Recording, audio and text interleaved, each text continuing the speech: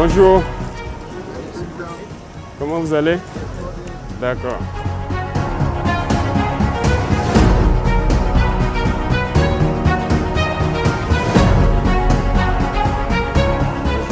C'est un honneur pour moi de prendre la parole ce matin au nom de l'ensemble du personnel, mais aussi des premiers responsables de la radio-diffusion-télévision du Burkina en ce jeudi 20 juin 2024 pour vous souhaiter une fois de plus la bienvenue dans la cour de la télévision nationale. Ce n'est pas une première. Donc, Excellence, nous sommes honorés de vous recevoir ce matin, surtout de l'élan que vous avez donc ce matin de venir échanger avec le personnel, encourager le personnel à peu près une semaine après le malheureux incident donc, qui a touché la télévision. C'est vrai que ça a été des moments de frayeur, beaucoup d'agents étaient traumatisés, mais on sent que malgré donc cela, les agents sont là tous les jours pour assurer la continuité donc, du service. Et donc, Excellence, c'est vraiment des mots de remerciement pour votre présence ici ce matin. Merci, Excellence. Bonjour à tous. Je dirais que c'est un réel plaisir donc, de passer encore une fois de plus vous dire bonjour. Hier, ça faisait une semaine exactement que l'incident est arrivé. Je vais passer voir là où la roquette est tombée.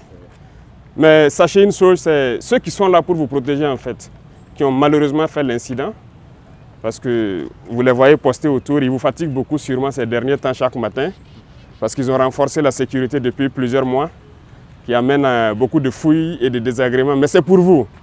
C'est pour que quelqu'un ne puisse pas venir vous faire du mal ici. Parce que vous êtes très important, c'est un lieu stratégique. C'est dans le cadre de leur élève que, en voulant vérifier un certain nombre de choses, malheureusement, donc, quelqu'un a fait partir le coup. Et ceux-là qui étaient à côté là-bas et celui qui a actionné ont été blessés aussi. Donc, ils ont été transportés à Yalgado ce jour-là. Dieu merci, ils ont quitté Yalgado. Avec quelques séquelles, bien sûr, parce que la roquette, ça ne pardonne pas, notamment au niveau de la main. Malheureusement, la roquette s'est dirigée dans la cour de la RTB ici. Et on peut rendre encore grâce à Dieu parce qu'il n'y a pas eu de victimes en tant que telles. Il y a eu 2 blessés pris en charge par l'infirmerie de la présidence. Immédiatement, l'aide de camp après le conseil a pu venir aussi constater les dégâts et me rendre compte donc de la situation des blessés qui étaient stables. J'espère qu'ils vont encore mieux. En tant que civil, c'est normal. Le traumatisme, vous n'avez jamais entendu une roquette détonner à côté. Encore que vous soyez comme une cible, ça se comprend. On a mis en place une équipe de psychologues pour essayer de prendre en charge notamment ces 2 blessés-là et tout le personnel. Ce n'est pas fait à dessein contre vous. Voilà, c'est juste un incident, ça arrive. Dans le maniement des larmes, ça arrive toujours. Voilà pourquoi ce qu'on appelle dans l'ISTC chez nous, il y a des règles. Voilà. Malheureusement, des incidents peuvent arriver, ça arrive toujours. Et souvent même c'est malheureux. Donc là, on peut rendre grâce à Dieu qu'il n'y a pas eu vraiment de mort. Et tous les blessés sont en train de recouvrir la santé. On dit Dieu merci. Personne ne veut se faire surprendre. Donc quand une relève arrive là, chacun veut vérifier que ces instruments de travail là marchent très bien. C'est normal, c'est logique. Voilà. Mais nous sommes en ville et ces incidents ne doivent pas arriver en ville. Donc ne soyez pas plus apeurés que ça. Et j'espère que la tension est en train de baisser. On a duré avant de venir vous voir parce que, avec juste raison, on pourrait vous expliquer le pourquoi. Sinon, dès le lendemain, on pourrait venir vous voir. Mais on a fait sciemment et je pense que vous comprendrez.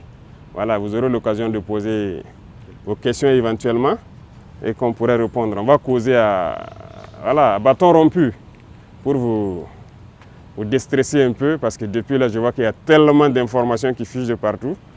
Et vous-même, vous posez des questions aussi. Excellence, bonjour et soyez les bienvenus. Je vous en prie. Justement, par rapport à l'incident qui s'est déroulé mercredi dernier, en tout cas, il n'en fallait pas plus pour alimenter les réseaux sociaux et même certains médias qui parlent de mutinerie des hommes et de votre probable fuite vers une destination inconnue. Que s'est passé exactement? Peut-être qu'ils allaient dire même que le directeur de la télé a été enlevé aussi. Bon, il n'en est rien. Hein. Voilà. Et souvent, on a l'habitude de dire un certain nombre de termes, les gens disent de ne pas le dire. Mais la réalité est là, en fait. Voilà, il y a des apatrides, il y a des ennemis de la nation. Et il y a un discours de Sankara que je vois que vous avez fait passer la dernière fois que je suivais. C'est d'actualité, c'est comme si nous sommes aujourd'hui et qu'il est en train de parler en fait. Voilà, c'est ça la réalité. Il n'en est absolument rien. Nous sommes là et chacun devrait faire attention ce jour-là. L'incident s'est passé pendant qu'on était en conseil. Et si les gens avaient fui, est-ce qu'après le conseil, il y aurait eu un point de presse? Il y a eu point de presse, non? Mais comme ils ont l'habitude de mentir, comme ils respirent, ils essaient d'embobiner les gens. Ces individus-là, il ne faut pas les écouter. Hein. Ils veulent distraire les gens. C'est rien d'important. Nous, on ne fuit pas. Jamais. Nous sommes soldats et ça, c'est la dernière des choses qui vient en tête. On ne recule pas, on n'abandonne pas. Et on ne s'agenouille devant personne, à part nos parents et Dieu. Donc ça, c'est notre mentalité comme ça. Ils ont raconté tout ce qu'ils veulent et on les regardait. Justement à cause de ça qu'on n'est pas venu très tôt. Il fallait les laisser alimenter leurs mensonges. Et c'est ce que je disais, peut-être qu'ils allaient venir dire que le directeur a été kidnappé. Et sa femme même qui croyait peut-être à leurs inepties, allait regarder que mais là je vois maintenant qu'ils mentent. Ils ont la haine en eux. Ils sont constipés intellectuellement. Et c'est ça qui fait qu'ils sont obligés de mentir. Parce que sûrement qu'ils ont pris, ils ont un pacte avec les impérialistes. Et ils sont obligés de travailler pour les faire croire. C'est des escrocs en fait. Sinon nous on est là, on continue de travailler, on est avec vous chaque matin, on passe. Voilà. Mais on ne voulait pas venir pour les laisser continuer jusqu'à aller se noyer eux-mêmes. Et je pense qu'ils se sont bien noyés maintenant. Toute l'Afrique a compris que ce sont des apatrides, ce sont des ennemis de la nation. Voilà, sinon il n'en est absolument rien. Nous sommes là, on travaille. Monsieur le Président, quelle est l'appréciation que vous faites du traitement de cet incident par les médias, notamment les médias occidentaux? Les médias occidentaux, ce n'est pas nouveau. Hein. Et ça tombe bien, vous êtes des journalistes, vous travaillez dans l'information. Vous voyez ce qu'on appelle le média mensonge? Je pense que beaucoup ont compris maintenant. La plupart sont des médias menteurs. Ils ont passé le temps à mentir, à manipuler. Et aujourd'hui, quand je les regarde dans leurs reportages et tout ce qu'ils racontent, c'est honteux. Et c'est très bien. Ils sont arrivés même à prouver à toute l'Afrique, à tout le monde entier, qu'ils sont des menteurs. Et c'est bien. Je pense que la jeunesse africaine doit avoir compris, la jeunesse burkinabé doit avoir compris. C'est désabonner de ces gens-là, ne plus les écouter, parce qu'ils nous ont tous manipulés pendant longtemps. Voilà, vous avez plusieurs exemples chez vous. Hein. On prend la Côte d'Ivoire, qui n'a pas détesté Gbagbo? En tout cas, nous, notre génération, tellement ils ont menti sur lui, ils ont raconté du n'importe quoi, ils mettent la pression par l'information, vous finissez par détester la personne. Ils font un modèle de la personne pour vous imposer ça dans l'esprit. Vous finissez par détester la personne, on l'amène à la CPI, après on lui dit qu'il n'y a rien, il est coupable de rien. C'est sérieux ça? Kadhafi, on a laissé Kadhafi mourir. Voici les conséquences ici. Dictateur, il a fait ci, il a fait ça par leurs organismes. Ils mentent. RFI, quoi, je ne sais quoi, France 24, Le Monde, Jeune Afrique. Ils sont obligés de faire le travail qu'on les demande. Voilà, ils ne sont pas libres en fait. Il y a beaucoup de médias là, ils ne vivent pas de la publicité ou je ne sais quoi. Hein. C'est faux, c'est des gens qui payent. Et vous donnez l'information comme ils veulent.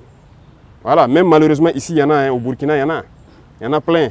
Voilà, quand on le dit souvent, les gens disent qu'on attaque les journalistes, mais il y en a. Je pense qu'il faut faire le choix entre gagner son pain, mais aussi aimer sa patrie en fait. C'est vrai, eux, ils se battent pour leur patrie. Hein. Tout ce qu'ils font, c'est à l'avantage de leur patrie, mais il faut se départir de ça. Et on voit des médias nationaux qui prennent pour référence ces médias-là. Souvent, on regarde certains journaux, ils citent, selon tel journal, c'est des menteurs. Ils n'ont aucune information, ils n'ont rien. Leurs reporters, c'est des menteurs. Parce que lorsqu'ils veulent s'attaquer à un pays, ils peignent le pays comme ils veulent. Ils disent ce qu'ils veulent du pays pour amener tout le monde à détester et pouvoir faire passer ce qu'ils veulent. Mais je pense que cette fois-ci, on a compris. Nous sommes en 2024. Et c'est un jeu d'échecs. Allons-y, on verra bien ce que ça va donner. Donc il faut vous départir de ces médias-là. Bonjour, Excellence. En lien toujours avec l'incident de tir, certaines sources auraient indiqué qu'il y ait eu des mouvements d'avions, d'hélicoptères à Ouagadougou et à Dori. Qu'est-ce qui a expliqué ces mouvements d'hélicoptères, d'avions observés? On a dit que nous on a fui en hélicoptère pour aller à Dori. Et quand vous voyez des grandes personnes mentir, ça fait pitié. En réalité, c'était le mercredi, c'était le lendemain de l'attaque de Mansilla. On a lancé une opération à Mansilla. Et donc les hélicoptères envoyaient des troupes en renfort encore. C'est juste ça. Donc ils ont décollé ici, aller à Dori, aller prendre donc, des éléments donc, du 9e BIR. Il y avait des éléments de l'UGGN qu'ils ont pris ici à Ouagadougou, aller pour l'opération au niveau de Mansilla. Donc on a aussi appris ça comme ça. C'est vrai. Vous voyez, ils ont une tactique. Comme je dis, le peu de neurones qui les restent là, ils exploitent ça pour faire quelque chose de vraisemblable.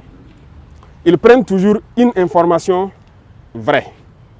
Et autour, maintenant, ils construisent leurs gros mensonges. Si vous n'êtes pas vigilant, vous allez croire que c'est vrai. Les hélicoptères ont réellement survolé. C'est vrai. Ça, c'est un fait. Tout le monde a observé. Alors, mais ils ont survolé pourquoi? C'est là la question. Donc, ils construisent le gros mensonge autour de ça. Tout le monde a vu les hélicoptères survoler, mais ils utilisent ça pour dire que, voilà, on a fui. Non, c'est faux. C'est la même tactique qu'ils ont employée quand les hélicoptères, les Ilyushin ont atterri à Ouagadougou.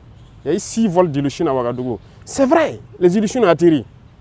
Mais ils prennent ça, et quand je les regarde, ils mentent tellement comme ils respirent. Ils construisent quelque chose de gros autour, que c'est des Wagner et des militaires maliens qui sont venus.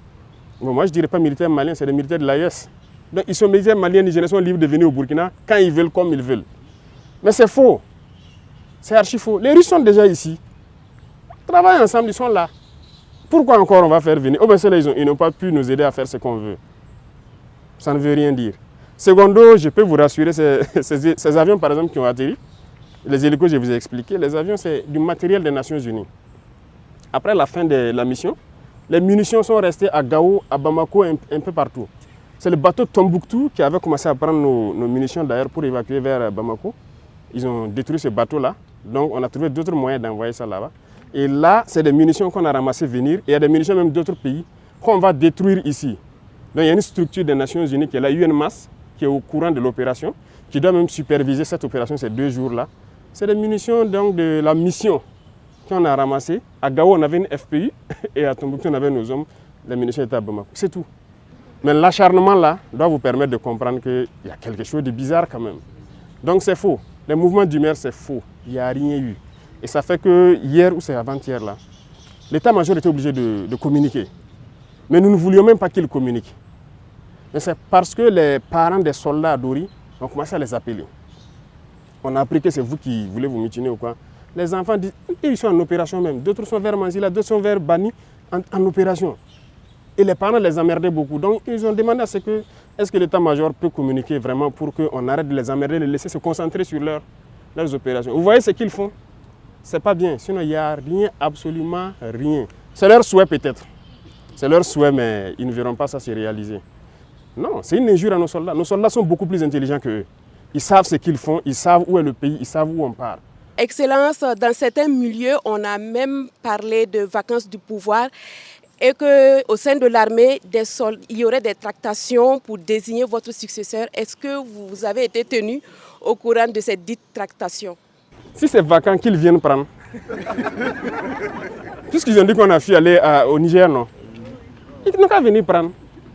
Ils essayent là-bas pour faire quoi? Ils n'ont qu'à venir eux-mêmes venir prendre. Ils n'ont rien compris en fait. Mais comprenez-les, s'ils ont été payés et qu'ils n'ont pas atteint leur objectif, ils sont obligés de mentir pour justifier ce qu'ils font. Et ce n'est pas eux seuls. Vous voyez les Djibril Bassolé et autres, là, ils se baladent à travers le monde, ils mentent, ils composent avec les terroristes pour tuer des Burkinabés, croyant qu'ils peuvent faire changer des choses. C'est révolu ça. Les gens ont compris. Donc il faut leur dire peut-être si c'est vacant, ils n'ont qu'à venir. Ils viennent prendre. Ces gens n'ont rien, ils n'ont pas d'enfants, ils n'ont rien dans l'armée. Et c'est vous qui vous asseyez là-bas pour essayer de manipuler les enfants d'autrui, espérant faire ce que vous voulez. Est-ce qu'ils sont intelligents? Ça, c'est une insulte. C'est une insulte même au peuple burkinabé de prendre les gens pour des enfants, raconter des balivernes et croire que les gens vont avaler ça. Non, les gens sont intelligents. Nous sommes en 2024. Voilà, c'est plus les années où les gens peuvent voir des informations comme ça et puis bondir dessus et tout. Mais retenez qu'ils ont plusieurs objectifs. C'est le chaos, c'est voilà, déstabiliser le Burkina parce que notre ligne de conduite ne les plaît pas. Et ça nous réconforte. Ça nous réconforte, ça fait que nous, on veut aller vers notre objectif qu'on s'est assigné. Donc n'ayez pas de crainte à cela en fait. Beaucoup d'informations sont sorties, comme vous l'avez dit, Quel est votre message à l'endroit des Burkinabés de l'intérieur et surtout de la diaspora qui se pose beaucoup de questions sur la marche de la transition? Les gens vont comprendre. Nous voilà ici. Peut-être qu'ils vont dire que c'est du fake aussi. Venez me serrer la main, peut-être qu'ils vont croire que... Voilà, ça au moins c'est pas du fake. Voilà. C'est eux qui ont toute la technologie, nous on n'a pas encore à ce niveau-là. Voilà, donc nous on est libre dans notre pays et il ne faut pas que les gens vont s'inquiéter. Je disais qu'ils ont beaucoup d'objectifs. L'un des objectifs, c'est de faire peur aux investisseurs. Pour dire que le Burkina est instable, le Burkina ne peut pas... Vous savez que le Burkina fait partie, depuis 2023, là, des 10 pays les plus attractifs en Afrique. Les investisseurs veulent venir au Burkina parce qu'ils voient de la vision. Ils voient que ce pays peut se développer avec ce que nous sommes en train d'entreprendre. Donc il y a beaucoup de gens qui nous visitent, qui viennent pour investir au Burkina. Et quand ils font ça, ça fait peur aux investisseurs. C'est leur objectif, donc c'est dire à ceux de Burkinabés de l'extérieur et d'autres investisseurs qui veulent venir au Burkina, c'est archi faux ce qu'ils racontent. Le Burkina est bien stable, ils peuvent venir, ils peuvent croire au Burkina. Et tous ceux qui sont à l'extérieur, tous ces médias mensonges-là, c'est du fake qu'ils racontent. Voilà, c'est l'un de leurs objectifs. Ils ont un plan en tête, c'est sûr. Mais nous sommes aussi au courant. On les attend, de pied ferme. Voilà. Peut-être la prochaine phase, c'est de dire aux gars de la télé, de voilà, faire attention. Ce n'est pas exclu que le plan suivant, qu'ils essaient de hacker un certain nombre d'applications au Burkina Faso pour perturber certaines choses. On les attend. Voilà. Ils ne font rien pour rien. Quand ils commencent leurs mensonges, la désinformation, c'est en vue de quelque chose. Mais on les suit et on les attend de pied ferme. Et nous allons les apporter la réponse qu'il faut. Et ceux aussi qui sont à l'intérieur, qui continuent de manipuler avec eux, ils vont nous comprendre. Maintenant, c'est fini. Nous avons laissé le temps écouler pour qu'ils déversent tous leurs mensonges. On va agir de façon très ferme. Donc, il ne faut pas que les gens à l'extérieur vont se fier à je dirais des conneries comme ça. Voilà, ça ne veut rien dire. Et c'est malheureux que ce soit des Burkinabés qui se retrouvent à l'extérieur, qui participent à ça. Voilà, ils sont nombreux en Côte d'Ivoire, qui continuent dans ça. On ne sait pas ce qu'on a fait à ces gens-là, mais ils n'ont qu'à continuer leur sale besoin. Personne ne va les écouter encore. Voilà, donc c'est rassurer tout le monde, les Burkinabés de l'intérieur, de rester sereins et imperturbables, il n'y a rien. Nous sommes là et nous continuons de travailler pour le bonheur des Burkinabés. Avec tout ce qui se passe, est-ce qu'il vous arrive d'avoir peur pour votre vie? Comment vous gérez émotionnellement tout ce qui se passe? La raison est Hélène, l'émotion est nègre. Vous voyez, ils jouent aussi sur l'émotion. Voilà, quand ils ont fini par faire comprendre à tout le monde qu'ils sont à l'origine des attaques. Et ils essaient de prendre ça pour créer l'émotion. Parce que dans leur tête, les nègres n'est qu'émotion. On se base sur l'émotion pour agir et tout. Parce qu'ils ont fait une analyse que c'est quoi? C'est Inata qui a fait partir Rock. C'est Gaskinde qui a fait partir Damiba. C'est comme ça dans leur tête. Hein. Vous ne pouvez pas changer ça. Et il leur faut créer un incident malheureux pour espérer que nous aussi on parte. Parce que le Burkinabé n'est qu'émotion. Non, ils ne connaissent pas le Burkinabé. On n'est pas qu'émotion. On sait où on part maintenant. Les gens ont compris l'essence de notre lutte. Nous, on n'a pas peur. On n'a jamais eu peur parce qu'on a eu la chance, je dirais, d'avoir fait le terrain et de vivre des situations où on aurait dû perdre la vie depuis. Je vous dis qu'il y a des situations où on est sorti dedans, on ne sait pas. C'est Dieu lui seul qui sait comment on est sorti dedans. Sinon, on ne serait pas là arrêté ici. Souvent, je m'assois, c'est vrai, je pense à certaines choses sur le terrain, je me dis, mais comment Dieu sait ce qu'il fait. Voilà. Donc, si c'est la peur, on ne connaît pas la peur. Ça, jamais. Et on prie Dieu ne jamais connaître la peur. Si on voulait connaître la peur, peut-être que si on avait commencé à s'embourgeoiser, on allait commencer à avoir peur. Mais voilà, ils attendent qu'on ait des comptes chez eux là-bas pour se lever un jour, dire tu fais ça ou bien on ferme. Ils n'auront jamais nos comptes là-bas. On s'en fout d'avoir des comptes là-bas. Voilà, on n'a pas de bien là-bas, on n'aura jamais de bien. Tout ce qu'on fait, c'est pour le Burkina. Si le Burkina est en paix, nous on ne veut même pas quitter notre Burkina, on est en paix ici. L'AES, c'est un grand espace. Si on veut aller faire du tourisme, on part à Bamako, à Niamey ou je ne sais, dans d'autres villes. On s'en fout d'aller ailleurs. On est bien dans notre espace ici. La peur, on ne connaît pas la peur. Non, on ne connaît pas la peur. On a décidé de s'engager pour la patrie. On sait tous les risques qu'il y a autour. On a abandonné toute notre vie pour ça. Pourquoi avoir peur? On a abandonné toute notre jeunesse là pour une mission pour la patrie. Donc il n'y a aucune peur. Vous pouvez rester sans crainte. Zéro peur. La prochaine phase à laquelle il faut faire très attention, c'est l'intelligence artificielle. Attention, Parce que moi, il m'arrive de voir des vidéos de moi-même en train de parler espagnol ou de parler, je ne sais pas, chinois. Je remercie ceux qui le font parce qu'ils arrivent à traduire nos discours, mais c'est très dangereux. Donc cette phase va venir. Comme je vous disais, les hackings et tout ça, ça va venir. Donc restez concentrés, faites le travail patriotique que vous faites. Merci à vous, beaucoup de courage et j'espère que votre morale est remontée. N'ayez pas peur, ils sont là pour vous. Voilà.